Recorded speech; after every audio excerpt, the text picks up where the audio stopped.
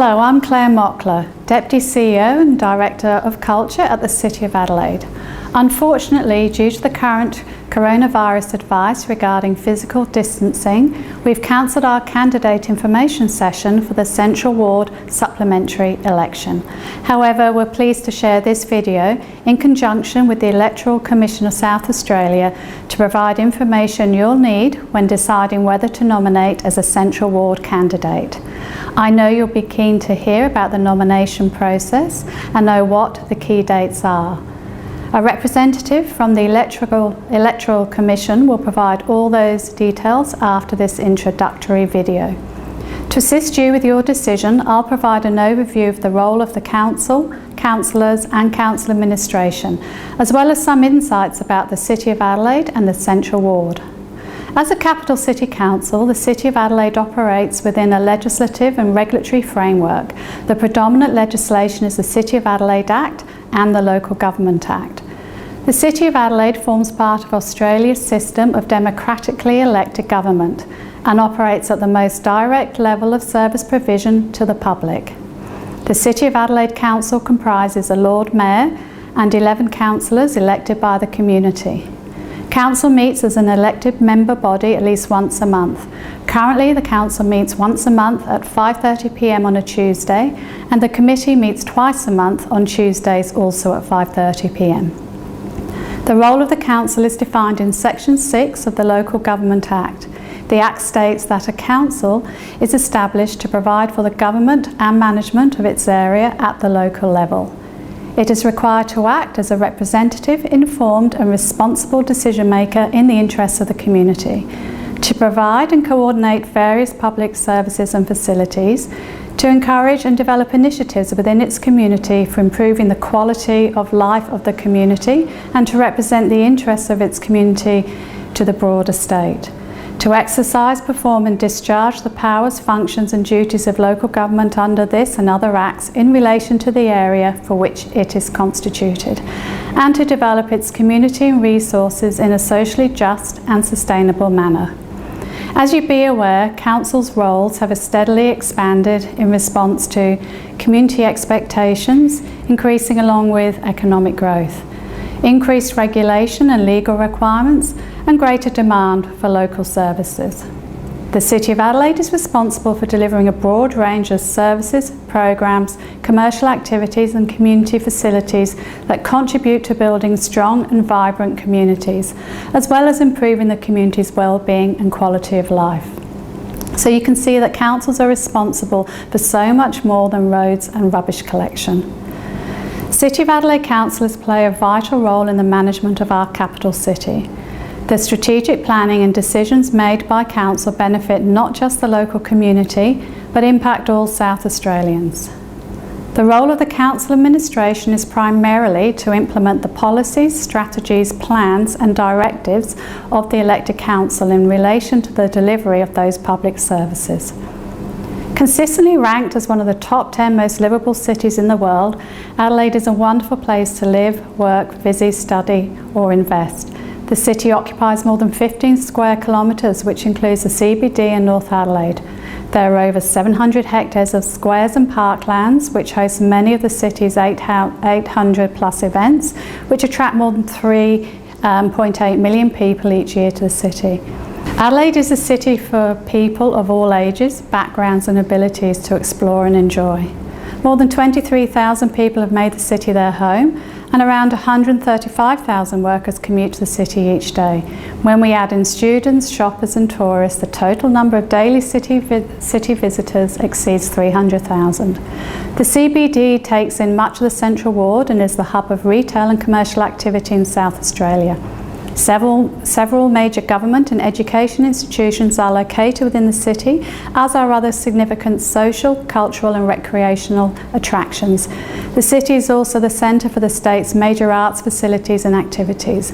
We are proud to be the first and only designated UNESCO City of Music in Australia, a city connected through a revolutionary high-speed, high-performance fibre optic data network, 10 gigabit Adelaide, and from July, a city powered by 100% renewable electricity. Adelaide is a city of brilliant experiences, a city designed for life. I hope you found this overview helpful. More information about what you can expect as a councillor at the City of Adelaide is available in your nomination packs. If you have any questions, please contact the Electoral Commission of South Australia or one of Council's election staff. Thank you for showing interest in representing the Central Ward community.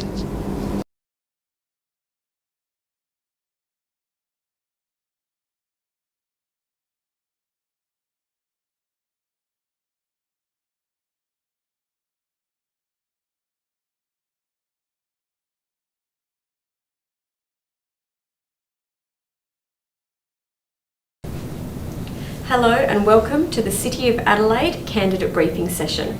My name is Nicola Skiri and I'm the Deputy Returning Officer for this election. Joining me for today's candidate briefing session is the Manager of Elections, Mr. John Alderman. The information provided during this session is to give guidance and provides an overview of material that is in the candidate handbook. It is the responsibility of every candidate to understand the rules for elections and to have read the candidate handbook in conjunction with the relevant acts, those being the Local Government Elections Act 1999 and the City of Adelaide Act 1998. Should you have any doubts, please contact myself, Nicola Skiri, Deputy Returning Officer for this election.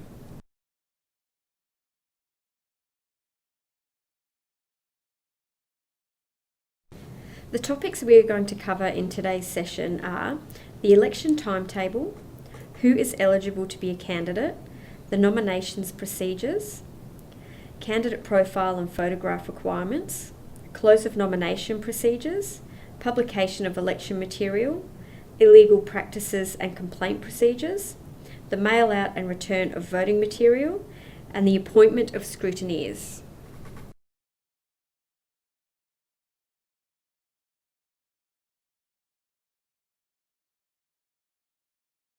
Other topics we will be covering are the arrangements for the scrutiny and count, the vote counting system, concluding the election, campaign donations return, and campaign expenditure return.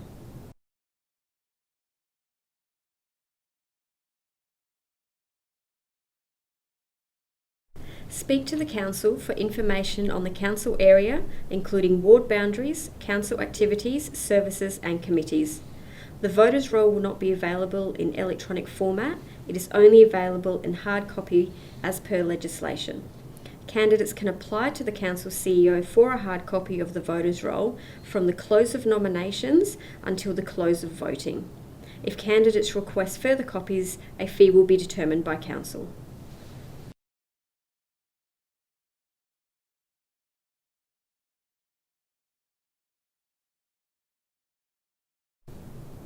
The Acts outline the timeframes within which supplementary elections must be held. All elections are conducted by post and voting is voluntary.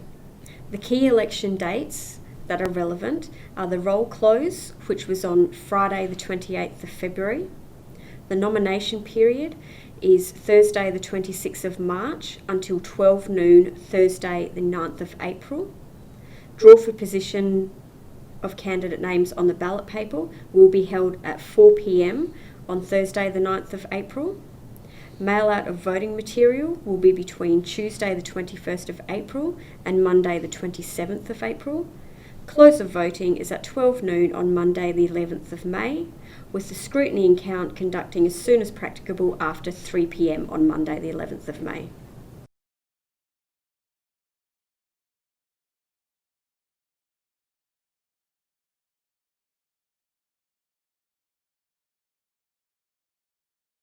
You are eligible to be a candidate if you are an Australian citizen or have been a member of a council at any time between the 5th of May 1997 and the 1st of January 2000, and as at roll close, an elector for the council area or the nominee of a body corporate or a group, either of which has its name on the voters' roll for the area. If you have been omitted in error from the voters' roll, or you are a nominee of a body corporate or group who has been omitted in error, you may also be entitled to vote.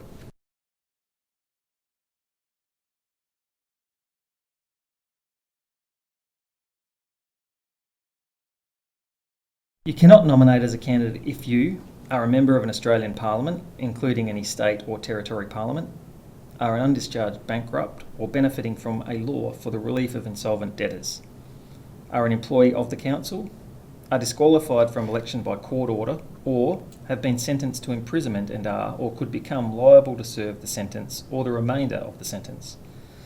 Be a candidate at a supplementary election if you are a member of another council.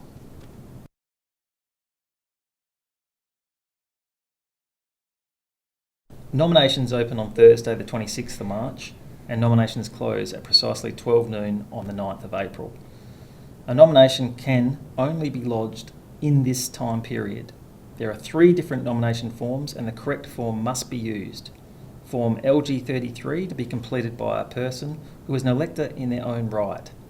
LG34 to be completed by a person who is the nominee of a body corporate, and Form LG35 to be completed by a person who is a nominee of a group.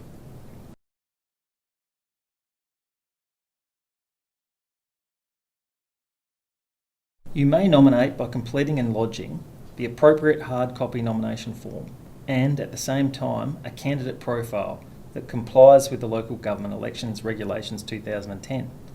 A hard copy photograph is optional. You can lodge your nomination during business hours throughout the nomination period. The location for the receipt of nominations will be the Council Customer Centre. Check that you completed the appropriate nomination form correctly. Photographs are to be lodged with your nomination and will not be accepted at a later date.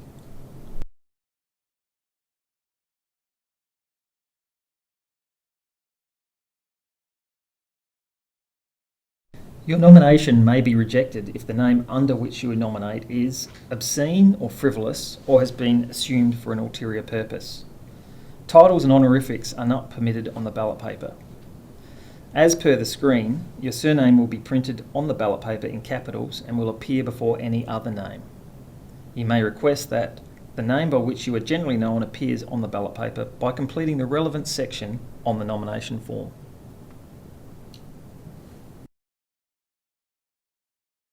Allow time for confirmation of nomination. You should not leave your nomination lodgement until the last minute. If the requirements relating to the completion of the nomination form or the candidate profile are not satisfactory at the close of nominations, the nomination will be invalid.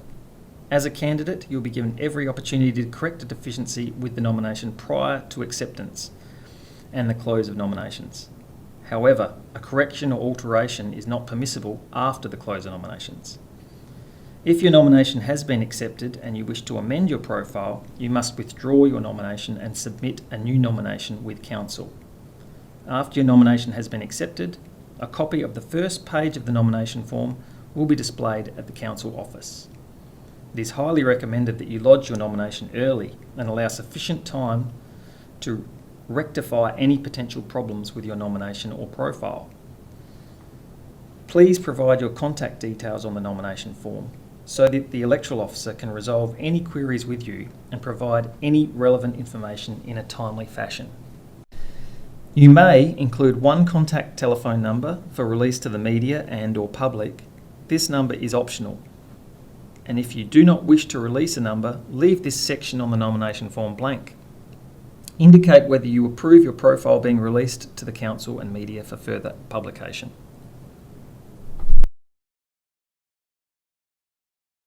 Your profile provides electors with a brief overview of your past and current experience to assist them to make choices when voting. Profiles are compulsory and must be lodged at the same time as the nomination form. They must contain the statement, "I take responsibility for the content of the profile." They must be signed and dated and include contact details for yourself, either being a street address, an email address, or a phone number. It cannot be a post office box. Your profile has a word maximum of 150 and it must be typed or handwritten in legible form.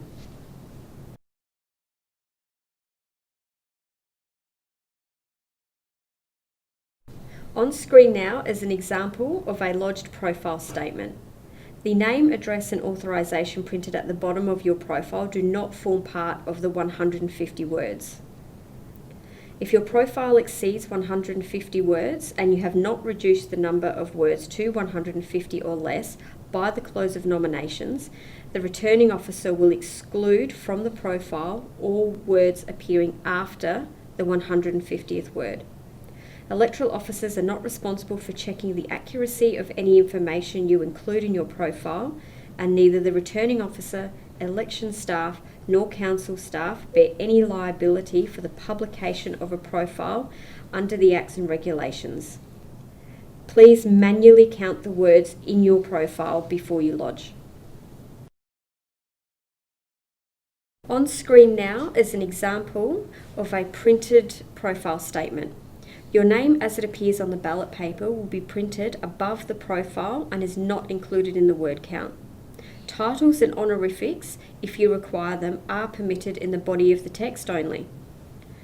Refer to the requirement for profiles and photograph brochure, which illustrates the manner in which profiles will be printed. You will find this brochure in your nomination kit. The restrictions on the content of a candidate's profile do not apply to election material produced by a candidate for general campaigning. However, candidates must adhere to the legislative requirements relating to the publication of electoral material and ensure that their electoral material is not inaccurate or misleading. Your profile may include current or past work experience or qualifications, community involvement, including memberships of clubs and boards, personal information, for example, your marital status or children, declarations of public policy, and promises of public action. Your profile must not comment on the decisions or actions that have been made or taken by the council or on decisions or actions of past or present members of the council. Your profile must be accurate and not misleading. It must not contain offensive or obscene material, and it must not refer to another person who has nominated as a candidate for election to the council without the written consent of that person. Lodge the consent with your nomination and profile if this is the case. Please refer to the requirement for profiles and photograph brochure, which is in your nomination kit, for examples of acceptable and unacceptable profiles.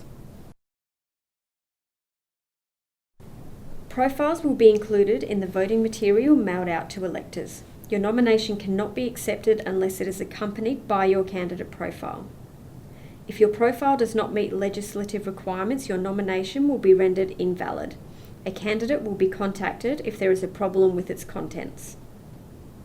For consistency and fairness, each candidate will be allocated an equal amount of space on the profile sheet, regardless of the number of words in the profile.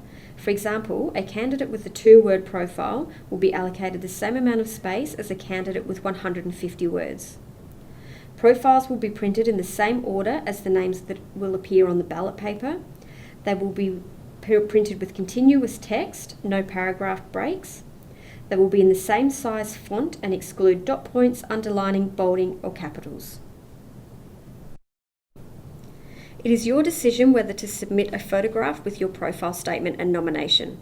If you choose to provide one, it may be in either colour or black and white, but profiles and photographs are reproduced only in black and white format. If you choose to submit a photograph, it must be the same size as an Australian passport photograph unless approved by the returning officer. It must predominantly show your head and shoulders. It must have been taken within the last 12 months and have a statement signed by you on the back stating, "This is a photograph of," and then insert your name, "taken within the last 12 months." It must be accompanied with your nomination. Photographs will be printed adjacent to your profile. If you choose not to submit a photograph, the words "photograph not provided" will be displayed in a square adjacent to your profile. Please note that the quality of the photograph supplied will determine the quality of the reproduction. Nominations close at precisely 12 noon on the 9th of April. As soon as practicable after 4 p.m. on the day of close of nominations, I, as Deputy Returning Officer, will publicly announce the names of candidates who have nominated. I will declare elected the candidate if there is only one nomination. However, if there is more than one nomination, I will conduct a draw to determine the order of names on the ballot papers. I will prepare and forward a letter advising either that you have been elected if you are the only candidate, or for a contested election, the names of candidates in ballot paper order, postal voting procedures and voting material mail-out dates, and polling day and scrutiny and count details. Included with this letter will be a statement relating to the publication of election material, illegal practices and campaign returns. There will be a copy of the campaign donations and campaign expenditure returns and 4 copies of the scrutiny authority form.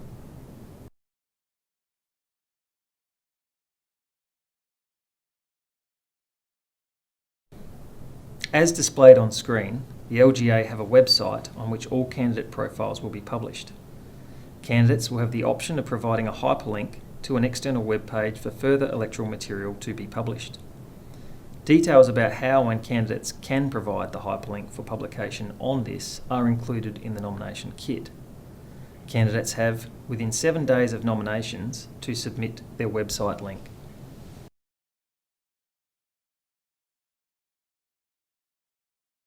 The Local Government Elections Act defines electoral material as an advertisement, notice, statement or representation calculated to affect the result of an election or poll.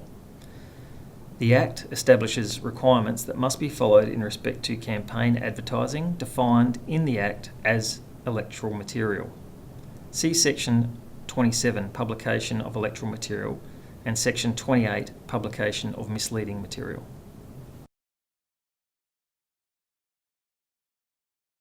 You may publish or distribute electoral material to assist your campaign, such an advertisement, notice or statement designed to affect the result of an election. Electoral material can only be published in either printed or electronic form, including all forms of social media, if it contains the name and address of the person authorising its publication and, in the case of printed electoral material, the name and address of the printer or other people responsible for its production. When publishing electoral material in a newspaper, it is not necessary to publish the name and address of the printer if the newspaper has been produced at least once a month in the 6 months prior to the publication of the electoral material. It is an offence to publish inaccurate or misleading electoral material or have published a letter to the editor of a newspaper without the name and address, not a postbox, of the writer of the letter. For guidance on movable signs and their removal, see the LGA 1999 sections 226, 227 and check your council bylaws relating to the design, display and removal of electoral signage. See also election signs LGA guidelines on the LGA website.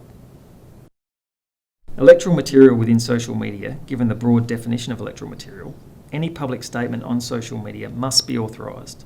This includes posts, photos and videos, including sharing a post authorised by another person, comments or replies. Authorisations within social media. All profiles, pages or groups used to campaign must be authorised in the About page. Any photos or videos shared on social media must be authorised within the medium. Material you have written, this must also be authorised. Comments or replies must be authorised.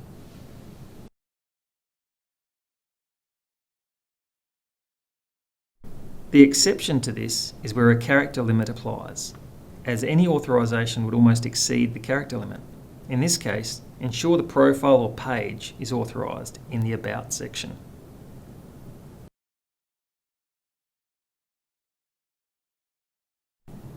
When planning your campaign, you should note the relevant dates for mail-out of voting material to electors, as was described earlier in this presentation. It is possible that many electors may vote and return their ballot material early in this period. Neither the returning officer nor an electoral official will provide any advice that could be regarded as legal opinion. Candidates must seek their own formal legal advice. It is your responsibility to ensure that your material complies with the Local Government Elections Act 1999 and the City of Adelaide Act 1998, as well as any other Commonwealth and/or state laws, and is therefore capable of sustaining any legal challenge.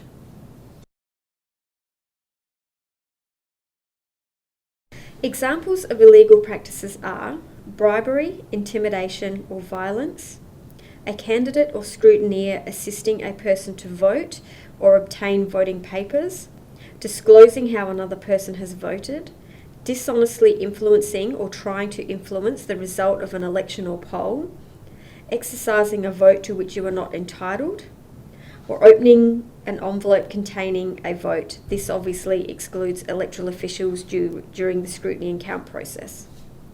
You are strongly advised to read the legal provisions relating to electoral material and illegal practices, which are outlined in the Statement of Restrictions relating to electoral material, illegal practices and campaign returns, which is sent out to you after the close of nominations.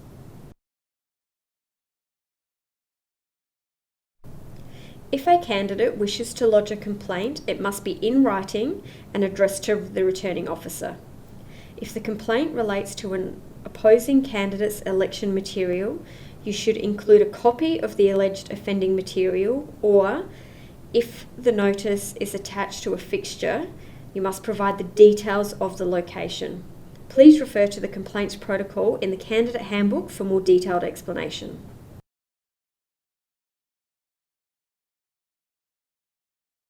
We will acknowledge all complaints within 2 business days of receiving them. We aim to notify at the lodgement if we require further information, but this may occur later. If all information is not submitted, the complaint will remain on hold until all required information is received. If you have any issues or questions, please call the ECSA Legal Officer on 7424 7458.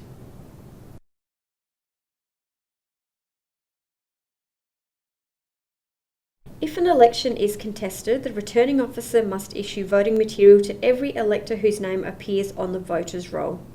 The mail-out will occur between 21st of April and the 27th of April.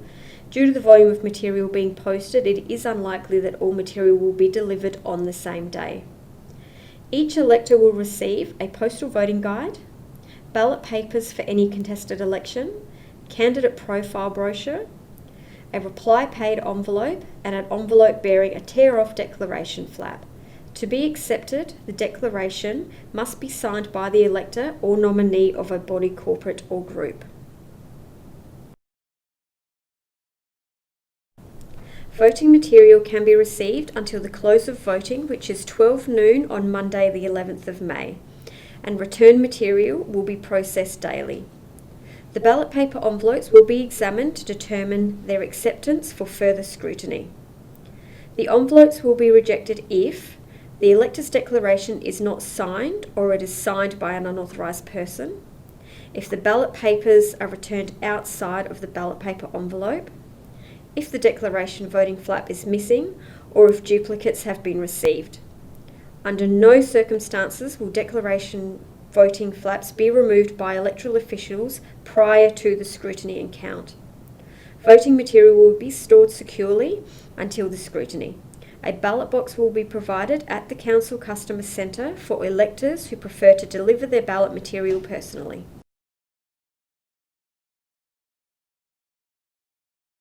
Four scrutiny authority forms will be sent to each candidate following the close of nominations, and these must be signed by the candidate.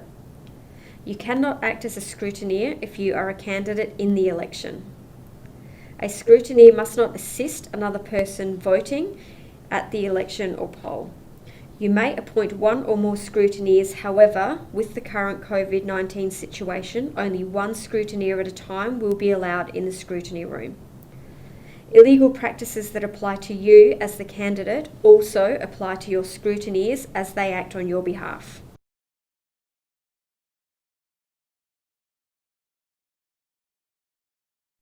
The scrutineer should present the signed and completed form to the electoral officer in charge. The scrutineer has the right to view all facets of the election process, and the scrutineer must address all queries to the officer in charge and follow the protocol for scrutineering. Scrutineers cannot touch ballot material or assist an elector to vote or obtain voting material. You might wish to discuss the protocol for scrutineering with your scrutineers.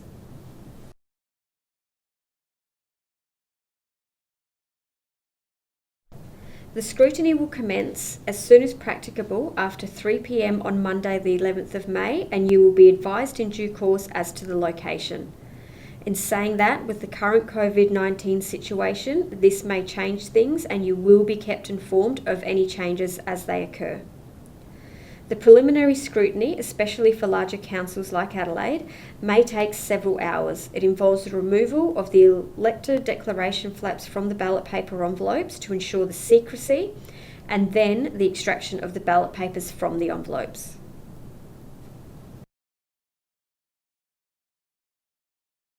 An elector must mark preferences for at least the number of candidates to be elected.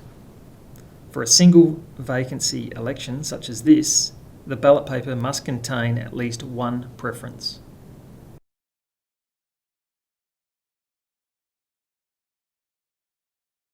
The vote counting system used is proportional representation, or PR. A candidate is elected after obtaining a quota of formal votes, calculated by dividing the number of formal ballot papers by one more than the number of candidates to be elected, and then disregarding any fractional remainder and adding one. Looking at the example, we have 1,000 formal ballot papers divided by 2 candidates plus 1. Then you add 1 equals 334.333. Disregarding any fractional remainder, it's 334.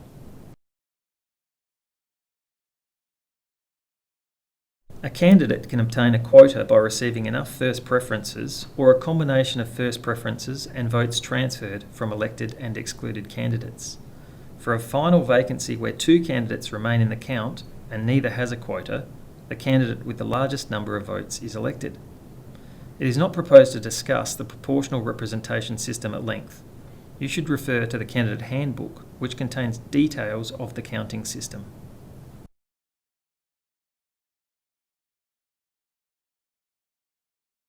In addition, you can visit the Electoral Commission SA website for a graphic explanation, or going directly to the YouTube vid as shown on screen.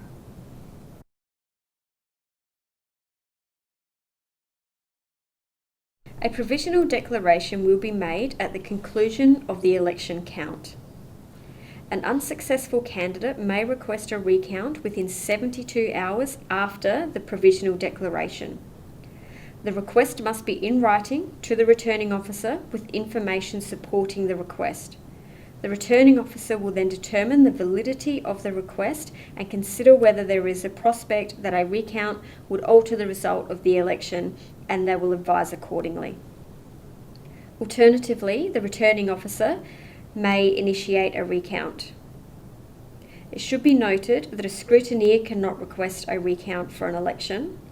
A recount cannot proceed without the approval of the returning officer. A recount will be conducted as soon as possible after the provisional declaration.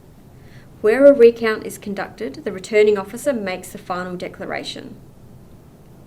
Candidates for any election where a recount is conducted will be given reasonable notice of the time and place of the recount so they can arrange for scrutineers to present. Each candidate will receive a letter providing details of the election results at the conclusion of the election. Each candidate must lodge a campaign donations and campaign expenditure return with the Council CEO within 30 days of the conclusion of the election. Lodgement of the return is compulsory regardless of whether a candidate was elected or not. The requirements relating to the completion of the return are detailed in the candidate handbook and in the statement of restrictions relating to election material, illegal practices and campaign returns, which is sent to you after nominations close. Failure to lodge a return may lead to prosecution action and the recording of a conviction where found guilty of an offence. Please direct any inquiries relating to the completion or lodgement of the return to the Council's CEO.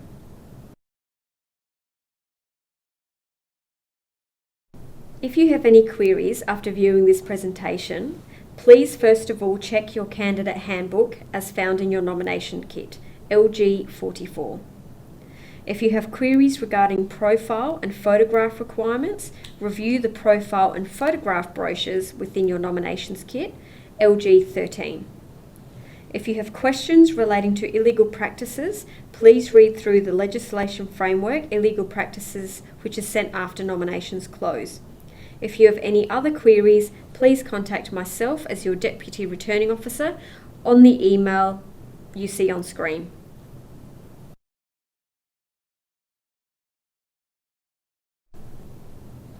We appreciate your patience with this online presentation at this time. Any questions received will be reviewed and responses will be placed on the ECSA website page specifically for the City of Adelaide election. Please note that all names will be redacted from the responses. Thank you.